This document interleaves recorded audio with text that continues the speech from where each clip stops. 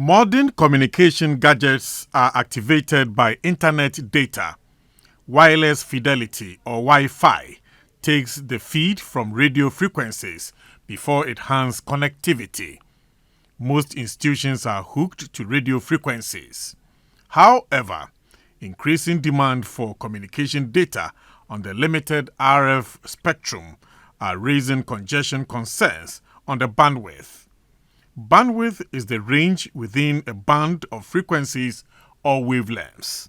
It is also the amount of data that can be transmitted in a fixed amount of time.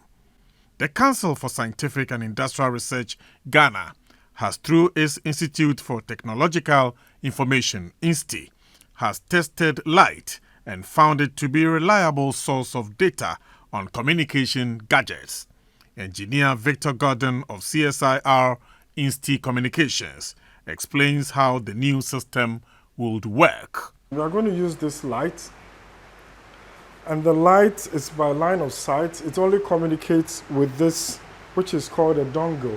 So this is called the Li-Fi or the Li-Fi dongle, which is light fidelity dongle. And so what happens is that once you get the receiver, which goes into the audio jack of a smartphone, closer to the beam here, data is automatically transmitted. And so ideally what I had to do was to mount this on top of this poster, for instance. That's how I did it. So now we see it's virtually empty. But once I bring it closer to the light, the data has been transmitted. And so now you can see the video because the data has been transmitted from here through the light to the mobile phone. Li-Fi has a security advantage. Of course, the light in this room cannot penetrate the walls.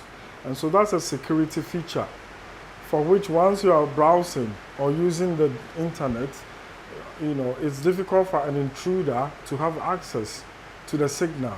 Basically, what the scientist is saying is that the light in a room which becomes the source of internet data is for the exclusive use of occupants of the space, and those outside the room cannot tap into the opportunity.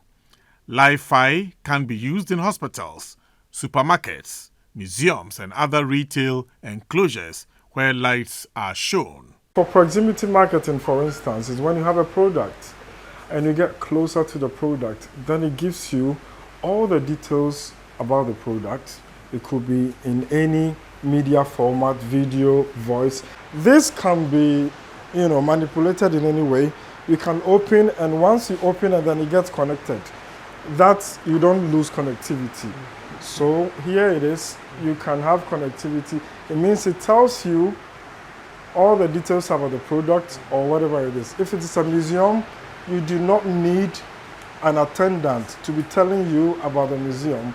Then once you get close to an artifact, it gives you all the details of that particular artifact. In open-air scenarios, such as visiting a cemetery, your device will need a Li-Fi patch in the form of QR code for connectivity.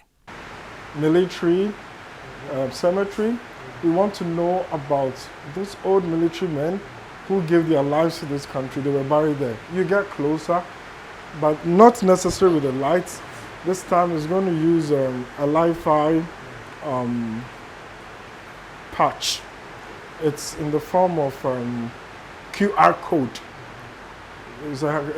Just put the QR code on that, and you also be able to have all the information about that particular, ex-serviceman or whoever it is. Street lights fitted with internet could be access points. Passengers on aeroplanes are made to switch off RF-based electronic devices during takeoff and landing because the electromagnetic waves on those gadgets interferes with aviation signals. The Ghanaian researchers envisage this will be a thing of the past should aircraft use Li-Fi instead of Wi-Fi. When light becomes the source of internet data, all that an airplane occupant has to do is to turn the light knobs in the roof of the fuselage to connect their gadgets with internet data. They say utilizing visible light communications is safer, since studies have shown that radio frequency could affect cells in humans and cause cancer. The Institute for Technological Information argues that light is faster than all modes of communication, and therefore Wi-Fi is certainly reliable. Napoleon Atukitu reporting.